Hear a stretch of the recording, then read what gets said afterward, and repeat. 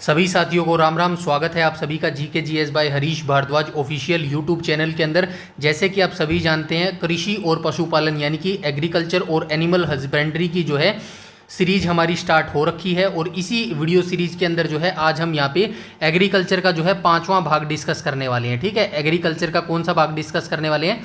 5वां भाग जो है डिस्कस करने वाले हैं। इससे पहले जो है 4 पार्ट आ चुके हैं। स्पेशली उन बच्चों को दोबारा से मैं रिमाइंड करवाना चाहता हूं जो बच्चे HSSC की किसी भी एग्ज़ाम की तैयारी कर रहे हैं या फिर स्पेशली जो है हरियाणा पुलिस के एग्ज़ाम की तैयारी कर रहे हैं। उनके लिए वर्तमान में हमारी 3 सीरीज चल रही हैं। 3 सीरीज यूट्यूब के अंदर भाई करंट टाइम में एक साथ कोई भी रन नहीं कर रहा। यकीन मानिएगा, जो भी चीज़ें मैं आपको यहाँ पर प्रोवाइड करवा रहा हूँ डेफिनेटली आपके एग्जाम पॉइंट ऑफ में बहुत ज़्यादा जो है आपकी हेल्प होने वाली है। मैं थोड़ा सा आपको रिमाइंड करवा देता हूँ। वर्तमान में हमारी 3 सीरीज जो है चल रही है। कौन कौन सी चल रही है? पहली चल रही है हरियाणा जीके की। ठीक है, हरियाणा जीके की चल रही है PYQ। ठीक है, PYQ सीरीज चल रही है। दूसरी हमारी क्या चल रही है? दूसरी हमारी यही चल रही है एग्रीकल्चर की। ठीक है, एग्रीकल्चर की। और तीसरी हमारी कौन सी चल रही है? इंडिया जीके की चल रही है। ठीक है, इंडिया जीके की हमारी सीरीज चल रही है। ठीक है, ये तीनों सीरीज जो है HSSC का किसी भी एग्जाम की अगर आप तैयारी कर रहे हैं डेफिनेटली हरियाणा जीके जो है 20 से 22 मार्क्स की पूछी जाती है, एग्रीकल्चर जो है 5 से 7 मार्क्स की पूछी जाती है और इंडिया जीके जो है 15 मार्क्स की जो है पूछी जाती है। तो अभी करंट टाइम में हमारी जो है 3 सीरीज जो है चल रही है। तो अपनी तैयारी को और बेहतरीन बनाने के लिए जो है आप हमारे चैनल को जो है ज्वाइन कर सकते हैं और हमारे साथ जुड़कर जो है अपनी तैयारी को और अच्छे से जो है कर सकते हैं। ठीक है, आज हम यहाँ पर एग्रीकल्चर का जो है 5वां भाग डिस्कस करने वाले हैं। कोई भी अगर आपका डाउट, क्वेरी या सजेशन है HSSC के किसी एग्जाम के रिगार्डिंग या फिर किसी भी जो है सब्जेक्ट के रिगार्डिंग, तो आप डेफिनेटली आप कमेंट सेक्शन में कमेंट करके बता सकते हैं। कुछ बच्चे जो है हमसे स्टार्टिंग से जुड़े हुए हैं, डेफिनेटली उनको जो है बेनिफिट हुआ होगा, तभी जो है इतने लॉन्ग टाइम से जो है वो हमारे साथ जुड़े हुए हैं। ठीक है, तो आप भी पहले जुड़ जाइए। मतलब ठीक है, आप पहले जो है अगर डेमो देखना चाहते हैं तो वीडियो एक बार देख लेना, आपको खुद पता लग जाएगा कि कितना जो है डीपली एनालाइज और कितने जो है अच्छे तरीके से आपको यहाँ पर जो है स्टडी करवाई जा रही है। ठीक है, बाकी बताने की ज़रूरत नहीं है। ठीक है, आपको खुद पता चल जाएगा। ठीक है, आज के वीडियो सेशन की शुरुआत कर लेते हैं। पार्ट नंबर 5 की जो है शुरुआत कर लेते हैं। इसके अंदर हम जो है अब फसलों को देख रहे हैं, मतलब कि जो है कौन कौन सी फसलें होती हैं, इन फसलों के अंदर इनकी किस्मों के नाम क्या होते हैं, कौन कौन सा जो है रोग इनके अंदर लगता है, ये सारी चीज़ें हम देख रहे हैं। इस केस में हम जो है पहले 2 फसल देख चुके थे। कौन कौन सी देख चुके थे? एक तो गेहूँ देख चुके थे और एक जो है चावल देख चुके थे। ठीक है, चावल, ये 2 फसलें देख चुके थे। आज हम कौन सी देखेंगे? एक तो हम जो है मक्का देखेंगे। ठीक है, एक हम मक्का देखेंगे और दूसरी जो है इसी के अंदर हम दलहनी फसलें जो है देखने वाले हैं। ठीक है, ये 2 पेजेस की PDF है। ज़्यादा लंबी चौड़ी PDF मैंने जो है यहाँ पर नहीं बनाई है, क्योंकि सिर्फ इतना ही डाटा यहाँ पर मैंने कलेक्ट किया है जितना डाटा आपके एग्जाम में पूछा जाएगा। ठीक है, मेन फसलों की कौन कौन सी किस्में होती हैं और कौन कौन से जो है उनके अंदर रोग लगते हैं, सारी चीज़ें मैंने आपके लिए यहाँ पे ले आई है। फालतू का डाटा हटा दिया है, क्योंकि फालतू के डाटा से आप बोरिंग भी हो जाओगे। इतना डीपली जो है वनडे एग्जाम्स के लिए पढ़ना जरूरी भी नहीं है। ठीक है, तो चलिए आज के वीडियो सेशन की शुरुआत कर लेते हैं। और आज की 2 फसलें हम देखने वाले हैं, मक्का और जो है बाजरा देखने वाले। ठीक है, यहाँ पे लिख देता हूँ बाजरा। ठीक है, ये 2 फसलें हम देखने वाले हैं। तो चलिए स्टार्ट कर लेते हैं। सबसे पहले मक्का के बारे में जान लेते हैं। तो आइए मक्का के बारे में जान लेते हैं। मक्का के बारे में यहाँ पे क्या कहा गया है? फर्स्ट पॉइंट में कहा गया है मक्का एक खरीफ फसल है। ठीक है, मक्का एक कौन सी फसल है? मक्का एक खरीफ फसल है और इस फसल को उगाने के लिए जो है 21 डिग्री सेल्सियस से जो है 27 डिग्री सेल्सियस तक के जो है तापमान की ज़रूरत होती है। तो ये ज़रूरी चीज़ आपको याद रखनी है। मक्का की जो फसल होती है इसको उगाने के लिए जो है 21 डिग्री से 27 डिग्री सेल्सियस तक के तापमान की जो है ज़रूरत होती है। मक्का की फसल को जो है जलोढ़ मिट्टी पर उगाया जाता है। जलोढ़ मिट्टी पर जो है ये ज़्यादा पकड़ बनाती है। ठीक है, मक्के के दाने में कार्बोहाइड्रेट की मैं बात करूँ तो मक्के के दाने में कार्बोहाइड्रेट जो है 79% पाया जाता है। प्रोटीन की बात करूँ तो 5% पाया जाता है। वसा की बात करूँ तो 5% पाया जाता है।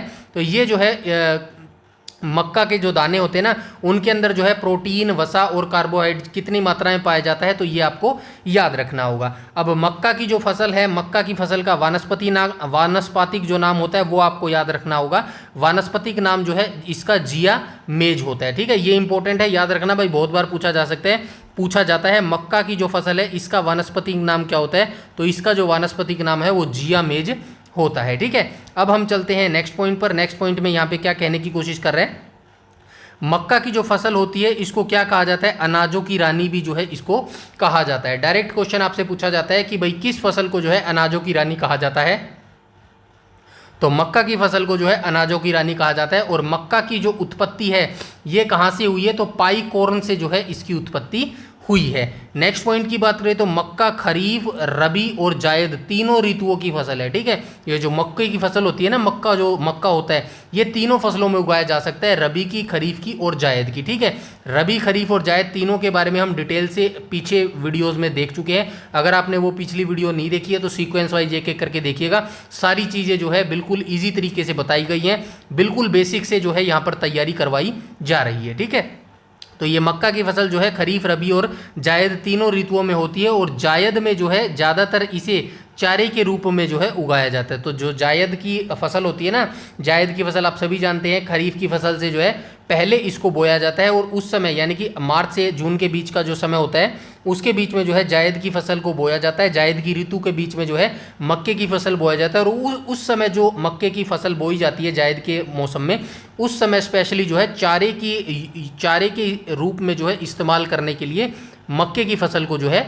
बोया जाता है। ठीक है, इसके बाद हम आ जाएंगे नेक्स्ट पॉइंट पर। और नेक्स्ट पॉइंट में क्या कह रहे हैं, भारत में मक्का की खेती जो है 15वीं शताब्दी में प्रारंभ होने के साक्ष्य मिलते हैं। तो ये आपसे पूछा जा सकता है कि भारत में जो है मक्का की खेती शुरू होने के जो है साक्ष्य कौन सी शताब्दी से मिलते हैं, तो आपको याद रखना है 15वीं शताब्दी से जो है हमें साक्ष्य मिलने लग जाते हैं। भारत में मक्का की जो फसल है कौन लेकर आया था, तो ये पुर्तगाली लेके आए थे। आप सभी जानते हैं 15वीं शताब्दी में जो है पुर्तगालियों का जो है भारत में जो है आगमन हो गया था। जो वो कौन था, वो सर्दियों में आया था, वास्को डी गामा 1498 में आया था ना। तो ये 1498 में जब ये पुर्तगाली भारत में आए थे तो अपने साथ जो है, वैसे तो पहले भी पुर्तगाली बहुत सारे आए थे इंडिया के अंदर, लेकिन 15वीं शताब्दी से जो है साक्ष्य मिलने लग जाते हैं हमें कि भाई मक्का की फसल जो है ये कौन लेके आए थे, पुर्तगाली ही लेकर आए थे। ठीक है, इसके बाद हम चलते हैं नेक्स्ट पॉइंट पर। और नेक्स्ट पॉइंट में क्या कहने की कोशिश कर रहा है, मक्का का पौधा एक उभयलिंगाश्री पौधा है। मक्का में एक ही पौधे पर जो है नर तथा मादा दोनों जो है पुष्प होते हैं। मतलब ऐसा नहीं होता कि भाई जो नर पुष्प होता है वो अलग पौधे पर होता है और जो मादा पुष्प होती है वो अलग पौधे पर होता है। तो मक्के के पौधे में स्पेशलिटी यही होती है कि एक ही पौधे के ऊपर जो है नर पुष्प भी पाया जाता है और जो है मादा पुष्प भी पाया जाता है। मतलब नर और मादा दोनों जो है एक ही पौधे पर पाई जाती है, ये मक्के के अंदर पाया जाता है। ठीक है, मक्का के प्रोटीन को जीन कहा जाता है। ठीक है, ये आपको याद रखना है, मक्के के प्रोटीन को क्या कहा जाता है, तो मक्के को प्रोटीन को जो है जीन कहा जाता है। ठीक है, मक्के के प्रोटीन को क्या कहा जाता है, जीन कहा जाता है। इसके बाद जो है इसकी कुछ किस्में देख लेते हैं, यहाँ से क्वेश्चन डेफिनेटली बनता है और पूछा भी जाता है मक्का की नवीनतम विकसित किस्में कौन कौन सी है, तो आपको ये याद रखना पड़ेगा। डायरेक्ट आपको जो है ये पूछ लेगा कि बताइए निम्नलिखित में से कौन सी जो है किस्म वो मक्के की किस्म नहीं है। ठीक है, तो ये सारे ऑप्शन आपको याद रखने पड़ेंगे। प्रताप हो गया, पूसा अली हो गया, शंकर 5 हो गया, दक्कन शंकर 115 हो गया, प्रगति हो गया, प्रताप मक्का 1 हो गया, विवेक मक्का 11 हो गया और गिरिजा हो गया और शरण धामनी हो गया। ये सारी किस्में किसकी हैं, तो ये सारी किस्में जो हैं मक्के की किस्में हैं। ठीक है, सारी को आपको अच्छे से याद कर लेना है। ठीक है, इसके बाद हम चलते हैं नेक्स्ट पॉइंट पर। तो यहाँ पर जो है ये खत्म हो गया है, क्या खत्म हो गया है, जो है मक्का यहाँ पर खत्म हो गया है। मक्के के बारे में डिटेल से हमने जान लिया, जो जो आपके एग्जाम पॉइंट ऑफ व्यू से पूछा जा सकता है। मक्के का जो है टेम्परेचर हमने देख लिया, कितने टेम्परेचर में जो है ये उग सकता है। मक्के के अंदर जो है हमने कार्बोहाइड्रेट देख ली, प्रोटीन देख लिया, वसा देख ला, कितनी मात्रा में जो है ये पाया जाता है। मिट्टी भी देख ली, इसके अंदर किस मिट्टी में जो है ये उगाया जा सकता है, इसका वानस्पतिक नाम देख लिया, कौन सी सदी में कौन लेके आया था। सारे इंपॉर्टेंट जितने पॉइंट्स आपके एग्जाम ऑफ पॉइंट व्यू से बन सकते थे वो सारे हमने देख लिए। अब सेम यही चीज़ें हम किस फसल के बारे में देखने वाले हैं, तो सेम चीज़ें हम जो है बाजरा की किस्म के बारे में देखने वाले हैं। ठीक है, बाजरा की फसल आप सभी जानते हैं, ये बाजरा कहाँ पर होता है, ज़्यादातर जो सूखा प्रभावित क्षेत्र होते हैं ना वहाँ पर होता है। फॉर एग्जाम्पल जैसे हरियाणा का जो पश्चिमी क्षेत्र हो गया, जैसे कि हरियाणा का जो पश्चिमी क्षेत्र है ना डिस्ट्रिक्ट है, जैसे कि सिरसा हो गया, हिसार हो गया, ठीक है, और फतेहाबाद हो गया। और राजस्थान के बारे में तो आप सभी जानते हैं, बाजरा सबसे ज़्यादा जो है राजस्थान के ही अंदर होता है। तो चलिए आइए बाजरा को एक एक करके हम देखने की कोशिश करते हैं। फर्स्ट पॉइंट में क्या बोला गया है, तो फर्स्ट पॉइंट में यहाँ पे ये कहने की कोशिश कर रहा है बाजरे की जो फसल में सर्वाधिक सूखा सहने की क्षमता होती है, यही मैंने अभी आपको ऊपर बताया है, ठीक है। बाजरे की जो फसल होती है सर्वाधिक सूखा सहन कर सकता है, मतलब कितना भी सूखा क्षेत्र हो, मतलब अब आप सभी जानते हैं राजस्थान के अंदर जो है इतना पानी उपलब्ध नहीं है, तो वहाँ पर ज़्यादातर सर्वाधिक सूखा रहता है, और ये जो बाजरे की फसल है ये सूखे के अंदर ही जो है होती है, ठीक है। बाजरे का नेक्स्ट पॉइंट में देख लेते हैं, बाजार लिख दिया यहाँ पे, कोई नहीं बाजरा आएगा भाई यहाँ पे, ठीक है। टाइपिंग के लिए माफ़ी चाहता हूँ, टाइपिंग मिस्टेक के लिए यहाँ पे बाजरा आ जाएगा, ठीक है। बाजरा का पौधा जो है जलमग्नता तथा अम्लीय मृदा के प्रति जो है संवेदनशील होता है, यानी कि ये कहने की कोशिश कर रहा है ये जो बाजरा का जो पौधा होता है ना, अगर इसको ज़्यादा पानी मिल जाएगा ना, या फिर अम्लीय मृदा के बीच में जो है इसको उगा दिया जाएगा तो ये नष्ट पौधा हो जाएगा, ठीक है। ये पौधा क्या हो जाएगा, ये पौधा नष्ट हो जाएगा, ठीक है। इसको तापमान और जो है क्षेत्र इसको कैसा होना चाहिए, सूखा क्षेत्र जो है इसके लिए वरदान साबित है, ठीक है, सूखा क्षेत्र, ये चीज़ आप याद रखेंगे। अगर ये जो बाजरा का पौधा है ये जलमग्नता यानी कि ज़्यादा जल में उगा दिया जाए तो ये पौधा मर जाएगा, ठीक है। नेक्स्ट पॉइंट की बात करें तो बाजार की फसल में सर्वाधिक खनिज उत्पादन की मात्रा जो है 2% जो 2.7% जो है पाई जाती है। यहाँ पर भी टाइपिंग मिस्टेक है भाई, मैं माफ़ी चाहता हूँ, जल्दबाजी में कई बार हो जाती है, ठीक है। तो यहाँ पे बाजरा आप कर लेना, ठीक है। जो बाजरा की फसल होती है ना, इसमें सर्वाधिक जो खनिज उत्पादन की मात्रा होती है वो कितनी होती है, 2.7% जो है खनिज जो है इसके अंदर पाए जाते हैं बाजरा की फसल के अंदर। बाजरे की फसल में लगने वाले रोगों के नाम आपसे डायरेक्ट पूछा जाएगा, निम्नलिखित में से जो है कौन सा रोग जो है बाजरे की फसल में लगता है, तो यहाँ पे याद रखना हरित बाल तथा अर्गट रोग, ये 2 प्रकार के रोग हैं जो बाजरे की फसल में लगते हैं, ठीक है। बाजरे की फसल में कौन कौन से रोग लगते हैं, एक तो हरित बाल लगता है और एक अर्गट लगता है, ठीक है।